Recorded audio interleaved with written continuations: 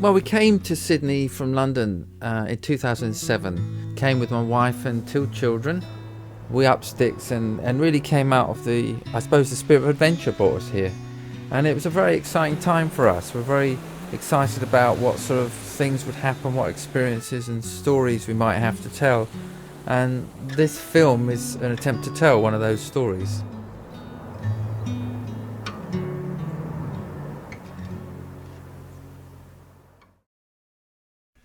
I work as a composer and musician, and after some time in Sydney I was approached by an arts company who were trying to help farmers with the terrible drought here in Australia, and they asked me if I'd be interested in composing a piece of music that might articulate these problems, which was an amazing idea, but I felt really ill-equipped to comment on this subject. So I asked if I could meet some farmers, and I ended up being sent out to this sheep farm where I met these 2 incredibly inspiring men. I'd gone with one idea of what I'd find out there, and I came back with something completely different. The times must be tough, but hang in there, rain has to come soon. I was quite concerned of how little knowledge I really had about the drought, so I thought before I left I ought to do a bit of research. Pray that rain will reach the drought-stricken areas. And I was hearing stories of bankruptcy and even suicides related to the drought problem, which was terrible. Yeah, it is critical.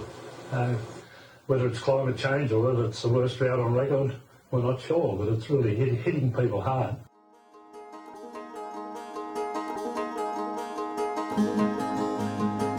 So the next day I was off. I was off to Arcadia, which is the farm belonging to a sheep farmer called Graham Strong. I'd be meeting him soon, and I was looking forward to this 8 or 9 hour drive out through the Sydney sprawl and into the countryside, wondering along the way what he would make of an English musician coming to work.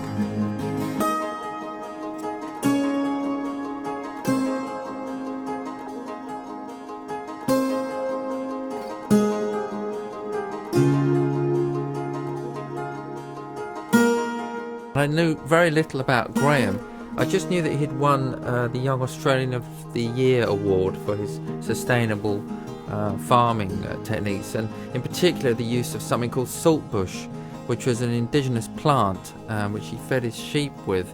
I was curious to know more.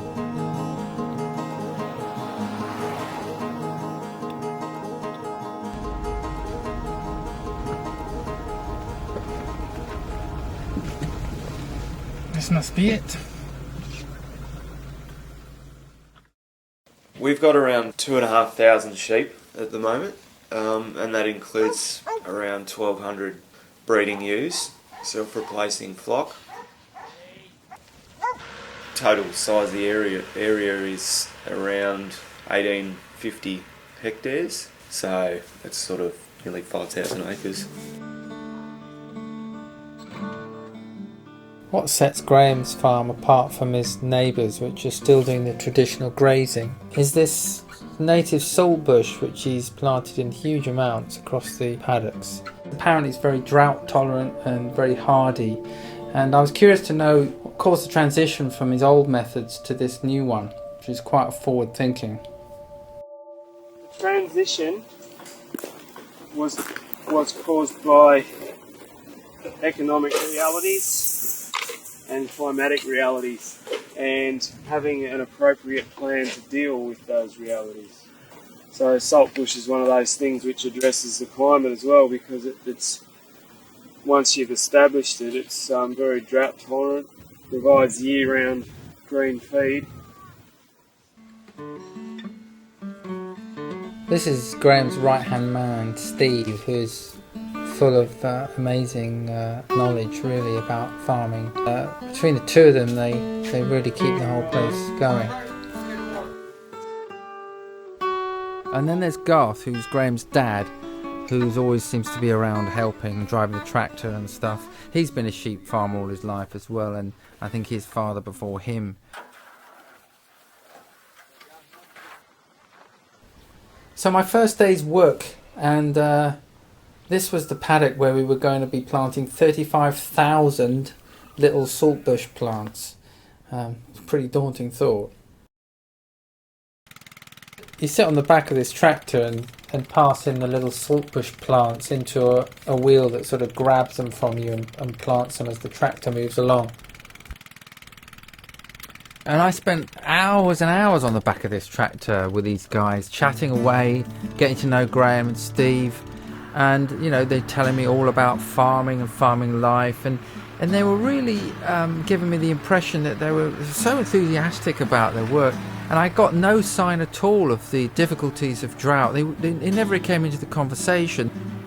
And Graham was very quick to point out to me that not all the farmers were suffering. It was also pretty obvious that these two guys got on really well, and you know, morale seemed really good. It wasn't what I was expecting, and there's plenty of happy banter, good vibes going on. Your accent might be a bit of a giveaway. I can fix that. What do you want? Let's do Scotty. Oh, hey, which one? Would you like the Isles or Glasgow? I can even whack you up the side of the head with a broken bottle if you like, to make you really have the Glasgow experience. You'll always be football violent. Over there, shitting an hour sheet. That's where fitting in there. What a day. In my first bit of farming work. Amazing. I was sitting on the back of the tractor with him feeding in this saltbush stuff. Feeding into machine endlessly. This kind of speed. No, not that speed, this sort of speed. Like that. I've been talking to this guy for 8 hours. Or whatever it is I've been working for.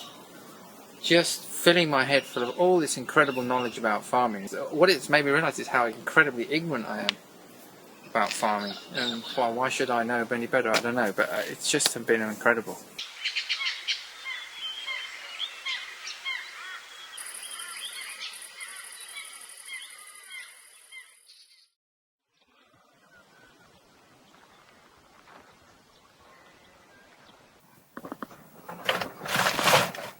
So what would be doing with these, Graham? Oh, I'm just putting kind of a random mix of these trees, and so when you're sitting on the back, every now and again you chuck one of these in. And this is for the shading thing, right? Oh, it's the shade, biodiversity, just all the other benefits of trees. We're building an M1 Yeah. for the small furry creatures, okay? So they perform a different ecological niche to the other saltbush and the other trees, and have different seeds that different birds eat, which move in different ecological cycles. Right. So I could explain the entire benefits of trees, but it would probably take me about a week. That'll do. Yeah. And That'll do nicely. Slowly but surely, the chip in your camera would melt down and turn into a little glassy lump with some copper wires. In all his modesty, the amazing thing about Graham is he has planted these amazing tree belts all across his property on a huge, vast scale. He really is passionate about trees and has done some amazing work to regenerate their growth. The scale of this seemed comical when I think of my feeble attempts to do my own planting the next day. My job is to plant wherever the saltbush was missed, because sometimes you drop one when you're on the tractor. It misses.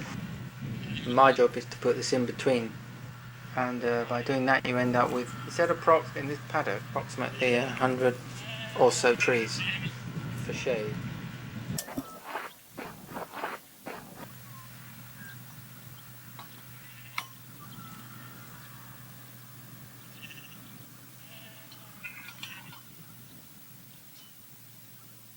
This day's been quieter because I've been working on my own. The other guys are way over there. I should really get better prepared with questions and stuff for them.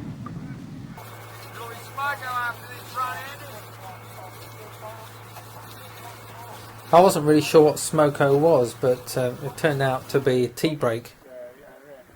It's the time when a lot of the really interesting conversations go on. I thought it was the perfect time to ask them some questions about farming in general. I just wanted to know the history of farming and what the white settlers did when they first arrived here. They removed thousands and thousands and thousands and thousands of trees. They completely cleared it. A lot of country, particularly in the hillier areas, it was ringbarked and left standing, and as soon as you'd ringbark and you'd kill the tree, below the tree, because you've had all that leaf fall and nutrient drop over the years, the grass would really respond to the ringbarking of the tree. So then that generated, I guess, illusion of fertility, because the fertility is always there. It's just in the tree and in the biodiversity that tree supports. It was seen as out of reach or not available, but we now know that biodiversity drives a whole lot of processes which are essential to ongoing sustainability and nutrient transfer within a landscape. Well, I was still clearing when I was a kid. The clearing was still going on. There were still quite significant blocks of timber around. I was only little, but I can remember great long windrows all across the hill where they dozed the timber up, and every winter they'd burn it. See, after pastoralism, when they divvied the blocks up for closer settlement under the Closer Settlement Act, you got the land really cheaply, but you were required to clear it. Everybody here and on most of the country, they're living off what their grandfathers did. They have, they've got the cleared blocks. They're just farming it.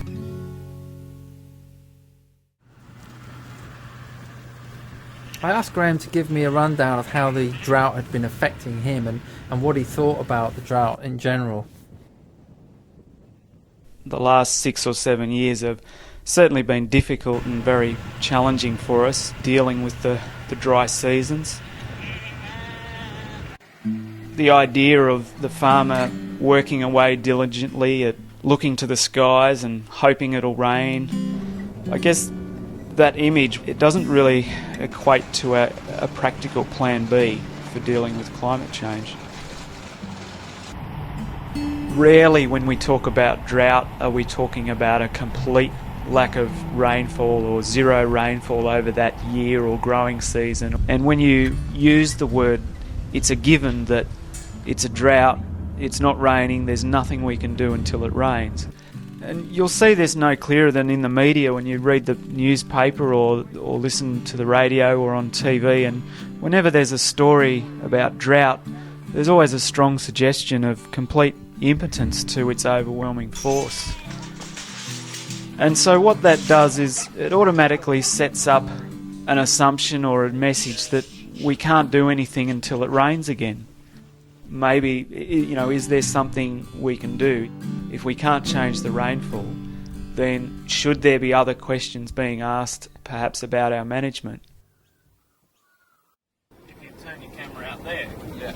I just wanted to come and show you this as a contrast. It'd be between 5 and 10 kilometres from Arcadia. It's the same rainfall.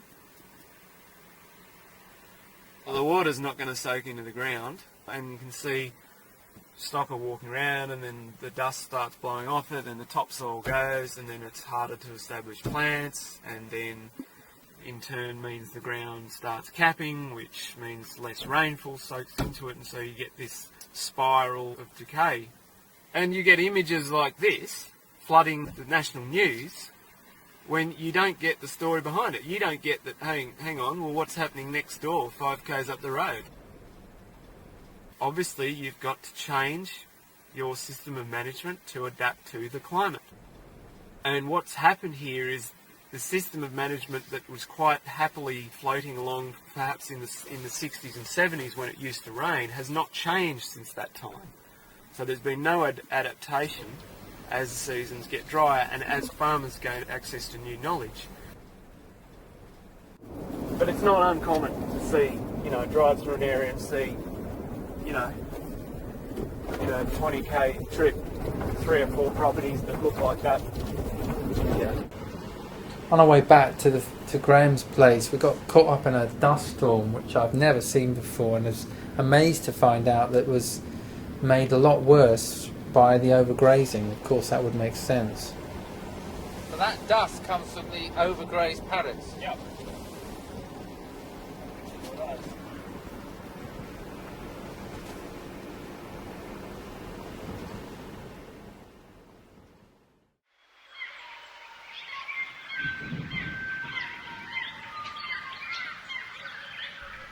Of course, it was a strange irony that I came here on the subject of drought, and whilst I was here, it looked like we were going to get some rain. And there's a huge clouds building up in the corner of the sky, and we knew something was coming, and it was big.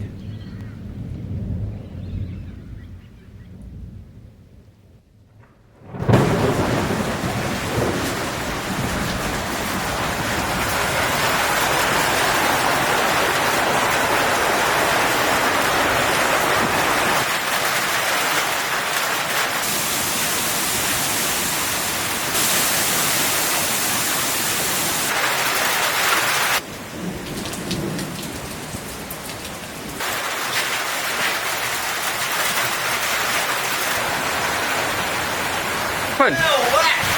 Just fucking smell it, man! Day's life!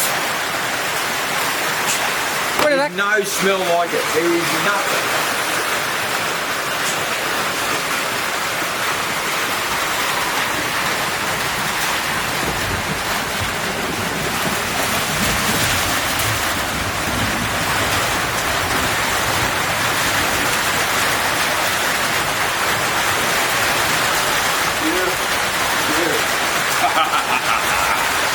That's what you wanted. But as long as it keeps going, right? Oh, even that. You know, settle the dust, cool the air down, you know. Even if you don't get enough rain to have an effect on the plants, keeps the coolness and the moisture in the air, takes the stress off the plants so that you got that longer time. Yeah. No. Here, everybody's going, yay, beautiful. 3 blocks down, you go, it's all come at the wrong time. All it'll ever do is grow weeds. It'll ruin the dry feed. Shit, I should have got crop insurance. Yeah, I can just hear it now. I'm going to start cutting hay next week. That's fuck that idea. It'll just make the rust go nuts.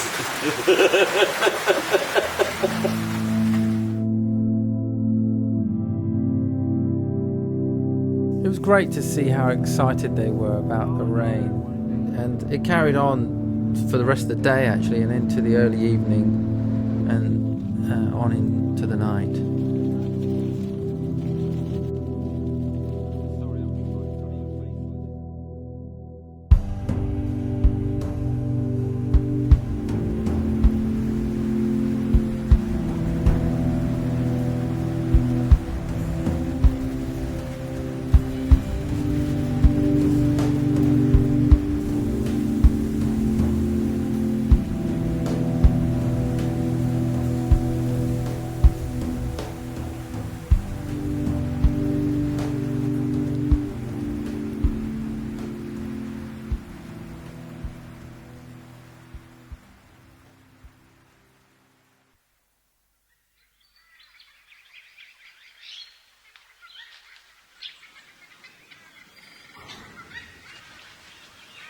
But let's see how much we actually got.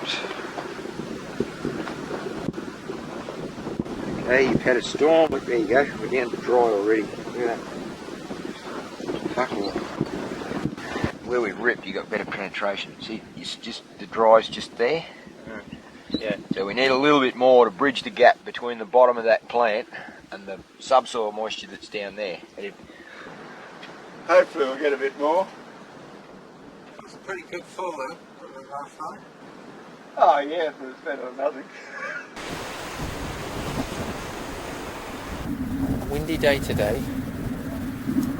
That's very significant because last night we had a lot of rainfall,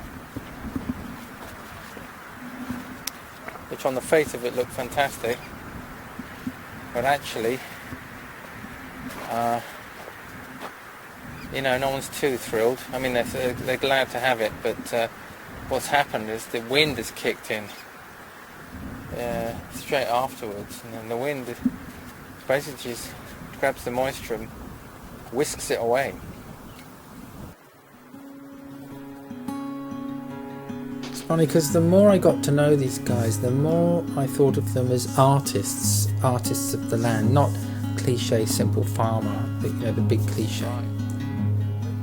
We were standing on this hill and looking at the view, and I just saw trees and grass, but they seemed to see it as this amazing interconnected web of organisms and life. It looked like they were using that as a kind of palette to work from and create amazing things from.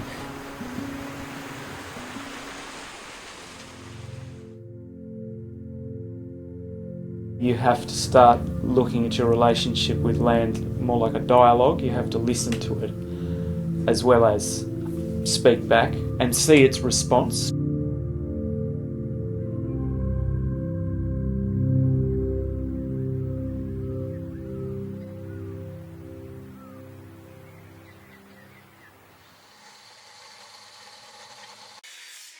We now have to look at the cycle of the seasons and adapt our culture. We weren't born into this environment. We are a nation of migrants, founded on a cultural expectation about how to work the land, which was largely from European farming methods. And for a while that system worked because we were mining the nutrients from the land that we'd cleared, upheld in the trees and the biodiversity that we'd since, I guess, ploughed or burnt into the ground. We're trying to ask the questions which will enable us to evolve a culture that's suited to Australia's climate.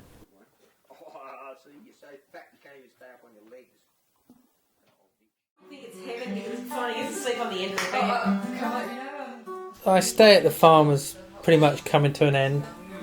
We had a bit of a party on the last night, and it was great. I really felt like I'd got to know these guys a bit, and I'd certainly learnt so much. And it's quite sad to be leaving, really.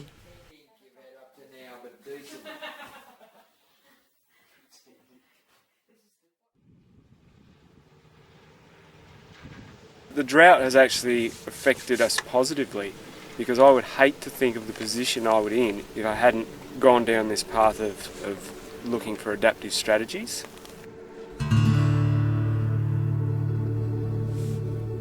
Adaptation requires a whole different way of thinking.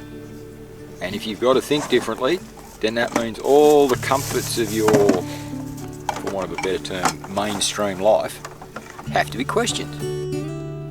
Little example. A couple of weeks ago we had record heat spell, rah rah rah. What was the response? Dash off to Bunnings, buy a cheap ass, no star, reverse cycle air conditioner from China, plug it in and demand more electricity, which comes from a coal-fired power station, which is reinforcing the problem that gave you the heat wave in the first place. Did we question, okay, would I have been better off adapting the way I live, adapting my residence, adapting everything? No. I'll just go and buy a machine, plug it in, problem solved. For most people, the truth is that connection never, ever, ever occurs to them. There's a lot of distractions, a lot of sparkly stuff.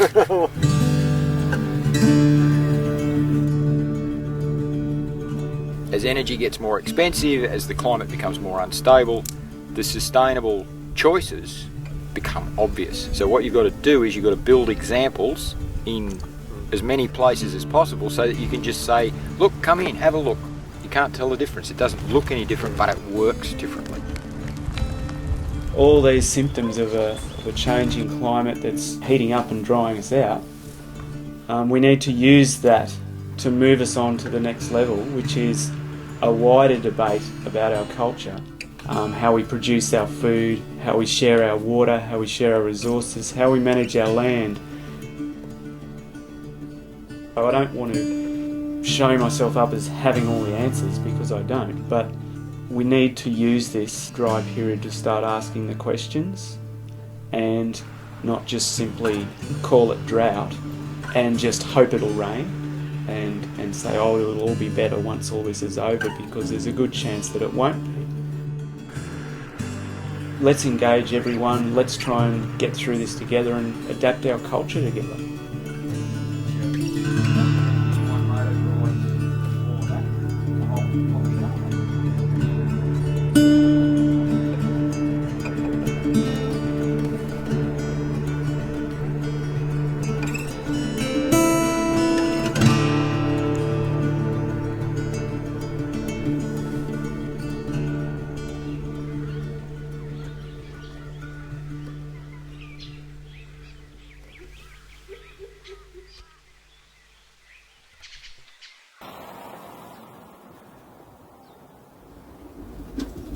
I've come away with a brain full of information that is just stuffed with stuff about farming, stuff about rural communities, settlers in Australia, about how crops grow or don't grow. And the water shortage, the drought, has been one of the many issues that occupy the minds of the farmers. It's quite a tough distance, but it's well beyond water.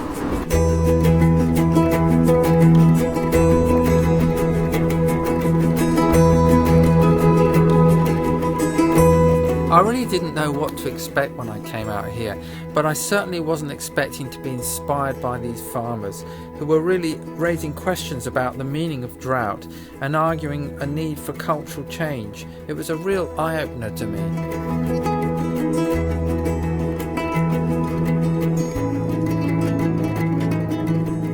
As I drove home, I kept thinking about the farmers who I thought I was coming to see, the ones who are really suffering from the drought, you know, dealing with suicide, depression, family breakups and bankruptcy. And I was concerned that these people had no voice in the film. I just hadn't come across anything like that during the making of it. And I know the suffering continues to go on, and it's there. But what I found, in contrast, I suppose, was a story about a farmer who was managing to adapt and showing hope amongst all the despair.